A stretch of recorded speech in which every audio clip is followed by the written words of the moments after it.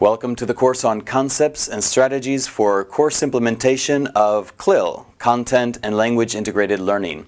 My name is David Bell and I'm the instructor for this course. During this course we will be doing 150 hours, that's 6 ECTS credits, that will include online lectures where you will be listening to different lectures from the material that I've prepared. You'll also be working on different readings from different sources, as well as working on different projects in order to implement the different ideas that we've been talking about in the course. As far as prerequisites and incompatibilities, the only prerequisite that we have deals with language. We require at least a B2 level, and so you should be able to understand my lectures as I speak to you in English, and you should be able to work through texts in English as well as writing different assignments that you have to do. As far as the objectives are concerned, the major objective is to be able to understand exactly what CLIL is, to be able to understand how to implement it, then to be able to create didactic units based on the CLIL concept, and then to be able to evaluate learning through this same concept. So really, this should be an extremely practical course in taking the concept of CLIL and applying it to the situation of the classroom. The different competencies that we'll be following, of course, we'll be working with computers throughout this course. We'll also be working on designing teacher units, lesson plans, different tasks that would be used for CLIL, as well as evaluating students, as we mentioned before.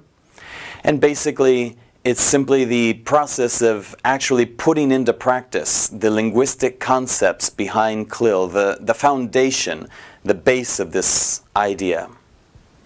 The contents of the course will start with the introduction to the CLIL approach. The idea is to understand exactly where this is coming from, the major concepts that are in its foundation, as well as its terminology, and exactly what we're trying to achieve.